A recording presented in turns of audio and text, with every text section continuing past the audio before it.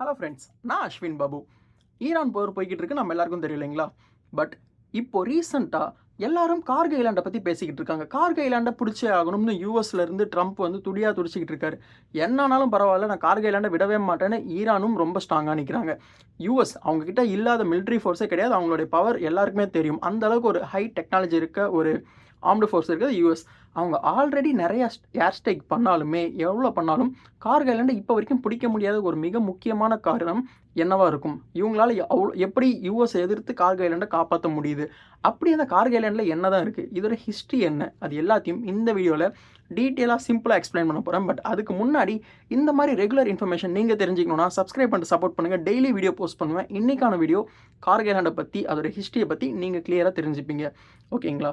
First cargo ஐலாண்டில் என்ன இருக்குன்றதை பார்க்குறதுக்கு முன்னாடி கார்கோ ஐலாண்டோடைய ஹிஸ்ட்ரியை நம்ம கண்டிப்பாக தெரிஞ்சுக்கணும். அப்போது இது எந்த அளவுக்கு ஒரு முக்கியம் வாய்ந்த ஒரு பகுதி அப்படின்னு நம்ம எல்லாருக்கும் தெரியும். ஓகேங்களா? ஃபர்ஸ்ட் திங், 550 பிசி அந்த டைம்லேருந்து பர்ஷியன் எம்பையர் ஆண்டுகிட்டு இருந்த பகுதி தான். ஓகேங்களா? அந்த டைம்லேருந்து இது வந்து பர்ஷியன் எம்பையருக்கு சொந்தமான ஒரு இடம். அவங்க தான் இதை ஆண்டுகிட்டு இருந்தாங்க. ஓகேங்களா? அதுக்கப்புறம் வந்து பார்த்திங்கன்னா, அதுக்கப்புறம் தான் யூரோப்பியன்ஸ் வந்து அவங்களோட காலனிசத்தை ஆரம்பித்தாங்க. அந்த மாதிரி இரால வந்து போர்ச்சுகீஸ் கிட்ட இந்த இந்த கார்கோ ஐலாண்ட் போய் சேருது. ஓகேங்களா? அவங்க வந்து இதை யூஸ் பண்ணிக்கிட்டு இருந்தாங்க. அதுக்கப்புறம் வந்து பார்த்திங்கன்னா, டச் ஈஸ்ட் இந்தியா கம்பெனி, ஓகேங்களா, அவங்க வந்து இதை டேக் ஓவர் பண்ணிட்டாங்க. ஸோ இந்த டச் ஈஸ்ட் இந்தியா கம்பெனி இவங்க எந்த டைமில் டேக் ஓவர் பண்ணுறாங்கன்னு பார்த்தீங்கன்னா, 1500 அந்த மாதிரி சமயத்திலே வந்து இவங்க டேக் ஓவர் பண்ணிட்டாங்க. அதுக்கப்புறம் வந்து திரும்பி பர்ஷியன் எம்பையருக்கே ரிட்டர்ன் ஆகுது. இவங்க வந்து ஃபைட் பேக் பண்ணி அந்த கார்கோ ஐலாண்டு அவங்களுக்கு வருது. அதுக்கப்புறம் வந்து பார்த்திங்கன்னா, ஓல்டு ஈரான், அந்த ஈரானுடைய முன்னோர்கள் இருப்பாங்க இல்லைங்களா, அவங்க கையில் இது வரப்படுது. அதுக்கப்புறம் திரும்பி வந்து பார்த்திங்கன்னா, பிரிட்டிஷோடைய ஆதிக்கம் அதிகமாகி பிரிட்டிஷ் கையிலையும் இது போய் சேருதுன்னு தெரிஞ்சுக்கோங்க. அதுக்கப்புறம் இப்போ தான் வந்து பார்த்திங்கன்னா, மாடர்ன் ஏராவில் Kharg island full and full வந்து ஈரான் கண்ட்ரோலில் வருது. ஈரான் வந்து இதிலிருந்து எண்ணெய் வளம் எடுக்கிறாங்க. இவங்களுடைய முழு எக்கனாமி இது பேஸ் பண்ணி தான் இருக்குன்றதையும் தெரிஞ்சுக்கோங்க. ஸோ இந்த அளவுக்கு ரொம்பவே ஹிஸ்ட்ரி வாய்ந்த ஒரு பகுதி தான் வந்து பார்த்திங்கன்னா இந்த கார்கோ ஐலாண்டு. இதோடைய ஹிஸ்ட்ரி இந்த மாதிரி இருக்கும்போது முக்கியமாக இது எப்படி இருக்கும்னு நான் சொல்லிடுறேன். இது வந்து ஒரு ஸ்மால் கோரல் ஐலாண்டு தான் இது. ஓகேங்களா? ஒரு சின்ன குறிப்பிட்ட பகுதி தான் இது. இது வந்து பார்த்திங்கன்னா முக்கியமாக ஈரானுடைய ஒரு உடம்பு தான் வந்து ஃபுல்லாக ஈரான் அப்படின்னா, ஈரானுடைய ஹார்ட் வந்து பார்த்திங்கன்னா இந்த கார்கோ ஐலாண்ட். வை? பிகாஸ் இவங்ககிட்ட இந்த இடத்துல இருந்து மட்டும்தான் 90% to 94% ஆஃப் க்ரூட் ஆயில் வந்து பார்த்திங்கன்னா இங்கேருந்து தான் போகப்படுது எல்லா நாட்டுக்கும். ஈரானால் கொடுக்கப்படுது. ஓகேங்களா? அப்போ யோசிச்சு பாருங்கள், அந்த நாடு இயங்குறதே அந்த ஆயிலால் மட்டும்தான். ஒரு மிகப்பெரிய நாடு, நம்ம ஜஸ்ட் லைக் தட் கடந்து போயிட முடியாது. அந்தளவுக்கு ஒரு நார்மலான ஒரு சின்ன நாடு. இப்போ ஃபார் எக்ஸாம்பிள் வந்து பார்த்திங்கன்னா, எப்படி சொல்கிறது, இந்த பாகிஸ்தான் மாதிரி, பங்களாதேஷ் மாதிரி, இந்தோனேஷியா மாதிரி, இந்த மாதிரி சின்ன சின்ன நாடுலாம் மாதிரி கிடையாது. ஈரான் ஒரு மிகப்பெரிய நாடு. அவ்வளோ பெரிய நாடுமே ஒரு ஐலாண்ட்லேருந்து வரக்கூடிய ஒரு ப்ராடக்டை வச்சு தான் அந்த நாடே இயங்கிட்டு இருக்குன்னா, அது எவ்வளோ முக்கியமான ஒரு ஐலாண்டாக இருக்கும்னு நீங்கள் தெரிஞ்சுக்கோங்க. ஓகேங்களா? அந்தளவுக்கு ஒரு ரொம்பவே முக்கியமான ஐலாண்ட் ஈரானை பொறுத்த வரைக்கும். ஓகேங்களா? இப்போ தான் நம்ம வந்து ட்ரம்ப்புக்கு வருவோம். ட்ரம்ப் என்ன சொல்கிறாரு இந்த ஐலாண்டை பற்றி? அவர் என்ன சொல்கிறாருன்னா, அவர் வந்து ஆல்ரெடி நிறைய ஏர் ஸ்ட்ரைக் வந்து ஆல்ரெடி இந்த கார்கோ ஐலாண்ட் மேலே பண்ணப்பட்டிருக்கு. ஓகேங்களா? இப்போ ரீசெண்டாக இந்த போன மாதம் மட்டுமே, இந்த மாதம் மார்ச் மாதம் தானே ஸ்டார்ட் ஆச்சு. இந்த மாதம் மட்டுமே நிறைய டைம் அவங்களுடைய ஏர் டிஃபென்ஸை வச்சு நிறைய ஏர் ஸ்ட்ரைக் பண்ணியிருக்காங்க. மிசைல் பாம்பர்ஸ் யூஸ் பண்ணி அந்த கார்கோ ஐலாண்டை அட்டாக் பண்ணியிருக்காங்க. பட் ஸ்டில் ட்ரம்ப்பால் அந்த கார்கோ ஐலாண்டை கேட்சப் பண்ண முடியல.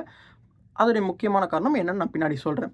ஓகேங்களா? அது மட்டும் இல்லாமல் ட்ரம்ப் இப்போ என்ன சொல்லியிருக்காருன்னா, ட்ரம்ப் யூஸ்வலாகவே என்ன பண்ணுவார், எந்த இடத்துல ஆயில் இருந்தாலும், ட்ரம்ப்னு கிடையாது, யூஸ்வலாக என்ன பண்ணுவாங்கன்னா, எந்த இடத்துல ஆயில் இருந்தாலும் அவங்க போய் டேக் ஓவர் பண்ண தான் பார்ப்பாங்க. சேம் ஆஸ் யூஷுவல் வெனின்சுலாவில் என்ன நடந்துச்சோ அதே தான் இங்கேயும். ஓகேங்களா? நைட்டாக போய் அங்கே இருக்க பிரசிடெண்ட்டை தூக்கிட்டு அங்கே இருக்க ஆயில் எல்லாமே நான் தான் இனிமேட்டு வேர்ல்டு ஃபுல்லாக சப்ளை பண்ணுவேன்னு சொல்லிட்டு என்ன பண்ணாங்களோ அதை இங்கேயும் பண்ண பார்த்துருக்காங்கன்றது தான் உண்மை. இப்போ வந்து என்ன சொல்கிறாங்கன்னா, டேக் தி ஆயில் அப்படின்னு சொல்லிட்டு ஒரு யூஎஸ் வந்து ஒரு பாலிசி வச்சுருக்காங்க. எங்கே ஆயில் இருந்தாலும் அவங்க போய் எடுத்துக்கலாம். இது வந்து மிக ஒரு அப்படமாக பண்ணுற ஒரு வழிப்பறி தான். பட் ஸ்டில் அவங்கள எதிர்த்து யாருமே எதுவும் பண்ண முடியாது. ஏன்னா அவங்க சூப்பர் பவர். ஓகேங்களா? டொனால்ட் ட்ரம்ப் இப்போ இன்னொன்று என்ன பண்ணுறாருன்னா, யூஎஸ் கிட்ட சொல்கிறாங்க, யூஎஸோடைய அவங்க வந்து பார்த்திங்கன்னா, ஒரு மனுஷன் தானே யூஎஸோடைய பிரசிடெண்ட்டாக இருந்தாலுமே தன்னந்தனியாக ஒரு டெசிஷன் எடுத்து செய்ய முடியாது. அவங்க யூஎஸ் கிட்ட என்ன சஜஸ்ட் பண்ணுறாங்கன்னா, இங்கே ஈரான் கிட்ட அந்த கார்கோ ஐலாண்டில் ரொம்பவே அதிகமாக ஆயில் இருக்குது, நம்ம அதை டேக் ஓவர் பண்ணிடலாம் அப்படின்னு அவங்க சஜஸ்ட் பண்ணுறாங்க. ஆனால் யூஎஸ் சைட்லேருந்து நிறைய எதிர்ப்பு தான் அவருக்கு இப்போ வரைக்குமே வந்துக்கிட்டு இருக்குது. ஏன்னா அவர் எது பண்ணாலுமே யூஎஸில் இருக்க காங்கிரஸ்ன்ற அந்த அமைப்பை கேட்காம ஒரு தனி மனுஷனா அவரால் எந்த ஒரு இதுவுமே வந்து ஸ்டார்ட் பண்ண முடியாது. பட் ஸ்டில் அவர் பண்ணிக்கிட்டு இருக்காருன்றது தான் உண்மை. ஓகேங்களா? இது ஒரு பக்கம் இருந்தா, இப்போ ரீசென்ட்டா ட்ரம்ப் என்ன ஒரு ஸ்டேட்மெண்ட் குடுத்திருக்காருன்னா, ஃபார் எக்ஸாம்பிள் 30ஆம் தேதி தான் குடுத்திருக்காரு. ஓகேங்களா? ஐ மீன் நேத்து. இது என்ன சொல்லியிருக்காருன்னு பார்த்தீங்கன்னா, இந்த ஐலேண்ட் இப்போ நீங்க இந்த ஐலேண்ட நாங்க எடுக்க மாட்டோம். டீசென்சி காரணமா என்னமோ அவர் என்னமோ ரொம்ப உத்தமன் மாரி சொல்றாரு. ரீசன் ஆஃப் டீசென்சி நாங்க அத எடுக்க மாட்டோம். பட் நீங்க வந்து பார்த்தீங்கன்னா, ஸ்ட்ரெய்ட் ஆஃப் ஹார்மஸ விடல அப்படின்னா, நாங்க எடுக்கிறதுக்கு ரொம்பவே வாய்ப்பு இருக்கு அப்படின்னு 30ஆம் தேதி அவரு ஓப்பனாவே அனௌன்ஸ் பண்ணியிருக்காரு. நாங்க அத ஃபுல்லா கேட்ச் அப் பண்ண போறோம். எப்படி உன் வீட்ல இருந்து நான் என்ன வேணாலும் பண்ணுவேன் அப்படின்னு சொல்லிட்டு ஓப்பனாவே சொல்றாரு. ட்ரம்ப் வந்து சொல்லியிருக்காரு. ஓகேங்களா? அவர் யூஸ் பண்ண ஸ்டேட்மெண்ட் நான் அப்படியே படிச்சு காட்டுறேன் பாருங்க. Maybe we take Kharg island. ஓகேங்களா? Maybe we take Kharg island. Maybe don't. நான் உன்னை அடிப்பேன். வேணா நான் உன்னை அடிப்பேன். இல்லைனா அடிக்க மாட்டேன். இது வந்து ஒரு மிகப்பெரிய வேர்ல்ட் லீடர் சொல்ற ஒரு ஸ்டேட்மெண்ட்டா இது. அந்த மாதிரி தான் இவர் இப்போ வரைக்கும் பேசிக்கிட்டு இருக்காருன்னு தெரிஞ்சுக்கோங்க. ஓகேங்களா? அவங்களுக்கு இது நான் உன்னை அடிப்பேன், அடிக்காம இருப்பேன். எங்களுக்கு நிறைய ஆப்ஷன்ஸ் இருக்கு. அத நாங்க என்ன வேணா டிசைட் பண்ணுவோம் அப்படின்னு சொல்லிட்டு ஓப்பனா ஒரு அறிக்கை குடுத்திருக்காரு ட்ரம்ப். ஓகே. இது நம்ம இவ்ளோ பார்த்தோம் இல்லைங்களா? இது எதனால ட்ரம்ப்பால இப்போ வரைக்கும் அந்த கார்க் ஐலேண்ட கேட்ச் அப் பண்ண முடியல அப்படின்றதுக்கு ஒரு மிக முக்கியமான சில ரீசன்ஸ் இருக்கு. அத நான் உங்களுக்கு இப்போ எக்ஸ்பிளைன் பண்றேன். ஓகேங்களா? ஃபர்ஸ்ட் திங் வந்து பார்த்தீங்கன்னா, இது அந்த அளவுக்கு ஈஸியான ஒரு மேட்டரே கிடையாது. ரொம்பவே டிஃபிகல்ட்டான ஒரு இது. யார் நெனச்சாலுமே. ஒய்? பிகாஸ் ஈரான் நான் முன்னாடியே சொன்ன மாரி அவங்க வந்து ஒரு ஜஸ்ட் லைக் தட் கடந்து போகிற நாடு கிடையாது. அவங்கள்ட்ட ஒரு டீசென்ட் அமௌண்ட் ஆஃப் ஏர் டிஃபென்ஸாக இருந்தாலும் சரி, அவங்களோட எக்யூப்மெண்ட்ஸ், அவங்களுடைய அட்வான்ஸ் டெக்னாலஜி நல்லாவே இருக்குது இப்போ இருக்க கண்டிஷனுக்கு. ஓகேங்களா? ஸோ இப்போ அவங்க என்ன பண்ணியிருக்காங்கன்னா, ரீசெண்டாக ட்ரம்ப் செஞ்ச அந்த அவங்க வந்து வெனின்சுலாவில் செஞ்ச அந்த வேலையில் ஈரானுக்கு நல்லாவே தெரிஞ்சிருக்கும். நெக்ஸ்ட் ட்ரம்ப் இங்கே தான் வருவார். அது எல்லாருக்குமே தெரிஞ்ச விஷயம் தான். ஏன்னா ஹிஸ்ட்ரி சொல்லியிருக்கு. எங்கே ஆயில் இருந்தாலும் அவங்க அதான் பண்ணுவாங்கன்னு.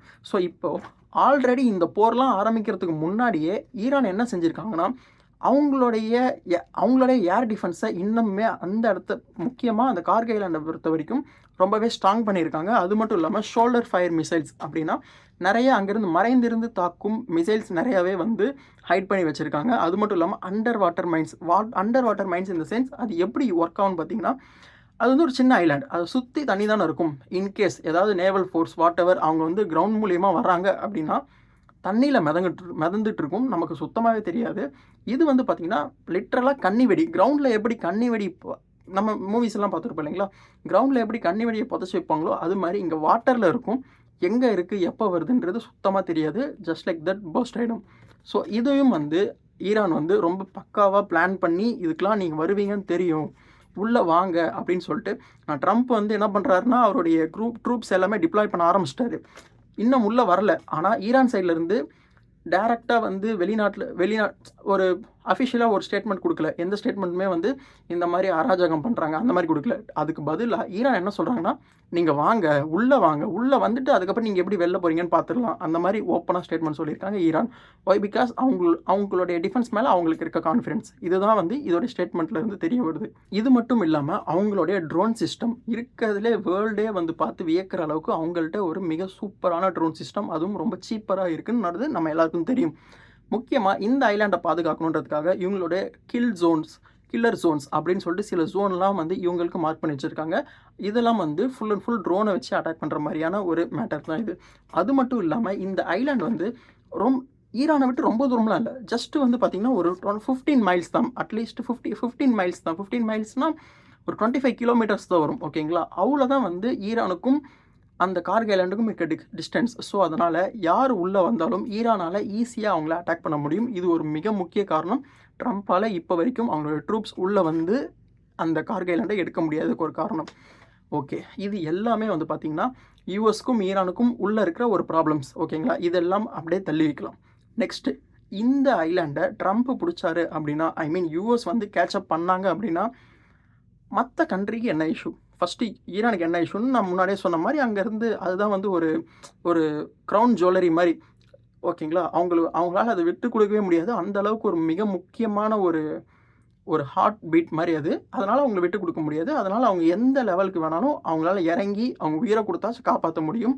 இது ஒரு ரீசனாக இருந்தாலும் உலகத்துக்கு இதனால் என்ன ப்ராப்ளம் வருது அப்படின்றத நான் எக்ஸ்பிளைன் பண்ணுறேன். ஓகேங்களா? இப்போது அந்த கார்க் ஐலாண்டில் இருந்து மட்டுமே 1.5 to 2 மில்லியன் பேரல்ஸ் பர் டேக்கு வந்து பார்த்திங்கன்னா அங்கேருந்து மட்டுமே உலகத்துக்கு சப்ளை பண்ணப்படுது ஈரானால்.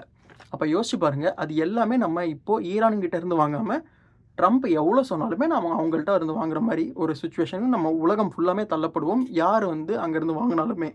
ஓகேங்களா? நெக்ஸ்ட்டு இதெல்லாம் ஒரு பக்கம் இருந்தாலும் மிகப்பெரிய ஜெயண்ட் அவங்க விட்டு கொடுக்கவே மாட்டாங்க. அவங்க யாருன்னு பார்த்தீங்கன்னா, அவங்க தான் சைனா. கார்கி ஐலாண்டில் இருந்து சைனாவுடைய 40% ஆஃப் ஆயில் வந்து ஈரான் தான் சப்ளை பண்ணிக்கிட்டு இருக்காங்க. அந்த க்ரூட் ஆயிலை சப்ளை பண்ணுறது ஈரான் தான். அந்த கார்கி ஐலாண்டில் இருந்து போகக்கூடிய ஆயில் வந்து முக்கால்வாசி வந்து பார்த்திங்கன்னா சைனா தான் வாங்கிட்டு இருக்காங்க. ஸோ அதனால் ஆல்ரெடி சைனா பேக்கப்பில் தான் இருந்துக்கிட்டு இருக்காங்க ஈரானுக்கு. பட் ஸ்டில் இப்போ அவங்க எடுக்கிறாங்க அப்படின்னா டைரெக்டாகவே அவங்களால வந்து பேக் பண்ண முடியும் ஈரானுக்காக. ஸோ இது வந்து ஒரு மிக முக்கிய பாயிண்ட்டாக இருக்குது. எல்லாருமே வந்து சொல்கிற ஒரு மிக முக்கியமான பாயிண்ட், கார்கி ஐலாண்டில் ட்ரம்ப் எடுத்தார்னா சைனா கண்டிப்பாக இறங்குறதுக்கு வாய்ப்பு இருக்குது. இது டிப்ளமேட்டிக்காக மிகப்பெரிய ப்ராப்ளத்தை க்ரியேட் பண்ண முடியும் அப்படின்னு சொல்லப்படுது.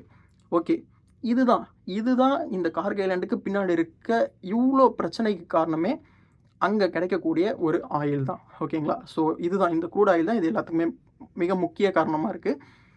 ஸோ இப்போ உங்கள் எல்லாருக்கும் தெரிஞ்சிருக்கும் எதனால் அந்த கார்கி ஐலாண்டை எல்லோரும் கேட்சப் பண்ணணும்னு ட்ரை பண்ணுறாங்க. அப்போ நீங்கள் ஹிஸ்ட்ரி நான் சொன்னேன் இல்லைங்களா, எத்தனை பேர் அதை கேட்சப் பண்ணியிருக்காங்க, இப்போ கடைசியாக மாடர்ன் ஈரான் கிட்ட இருக்குன்றது. ஸோ இப்போ உங்களுக்கு ஒரு கிளாரிட்டி கிடச்சிருக்கும், கார்கி ஐலாண்ட்னா என்ன, அதோடைய ஹிஸ்ட்ரி எப்படி இருக்குது, எதனால் அங்கே எல்லாருமே போர் எடுத்து அந்த ஐலாண்டை கேட்சப் பண்ண ட்ரை பண்ணுறாங்கன்னு சொல்லிட்டு. ஸோ இந்த வீடியோவில் இதுதான் நான் சொல்லணும்னு வந்தேன். இந்த வீடியோ பிடிச்சிருந்தா லைக் பண்ணுங்கள், ஷேர் பண்ணுங்கள், சப்ஸ்கிரைப் பண்ணுங்கள். நெக்ஸ்ட் வீடியோ பார்ப்போம். தேங்க்யூ, பாய்.